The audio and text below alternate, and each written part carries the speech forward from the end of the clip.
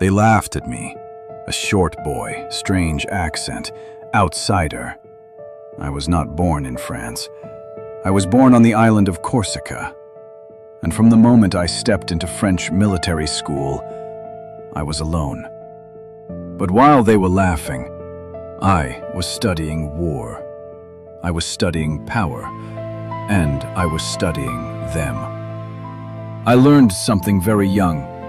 Men don't follow size, they follow certainty. When the French Revolution exploded, France was drowning in chaos. Kings were falling, heads were rolling. Europe was watching.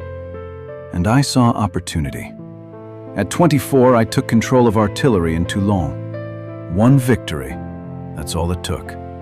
After that, France knew my name. They sent me to Italy, young, unknown, undersupplied.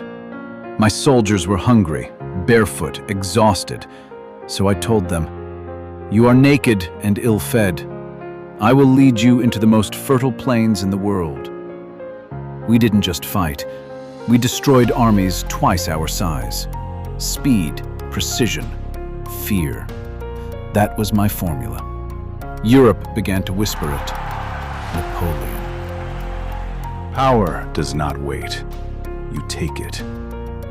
In 1799, I returned to Paris. The government was weak, so I removed it. No hesitation, no apology.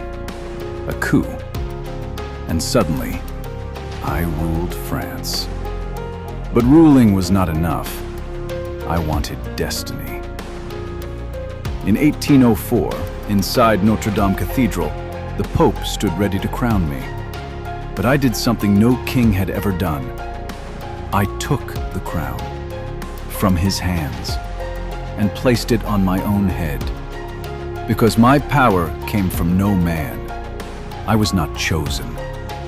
I chose myself. Emperor of the French. Then came war. Austria, Prussia, Britain, Russia. Coalition after coalition tried to crush me. But at Austerlitz, I performed what they still call the greatest tactical victory in history. I let them think I was weak. I let them descend into the fog. And then, I shattered them. One battle, an empire secured. At my height, I controlled most of Europe. Kings answered to me. Maps were redrawn because of me. I was unstoppable. Or so I believed. Every empire makes one mistake. Mine was Russia. 1812. 600,000 men. The largest army Europe had ever seen. We marched east, and the Russians did not fight. They burned their own cities, destroyed their own food. They gave us nothing but distance. Then winter came, cold beyond imagination. Horses froze standing. Men slept and never woke. Of 600,000, fewer than 100,000 returned. That was the beginning of the end.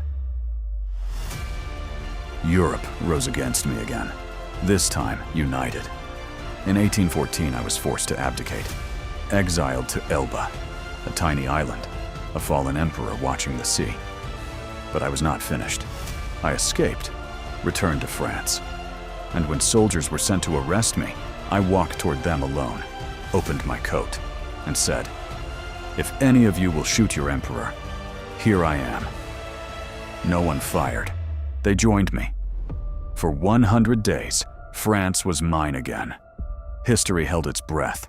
Then came Waterloo, against the Duke of Wellington. Rain, mud, delay, small decisions, fatal consequences.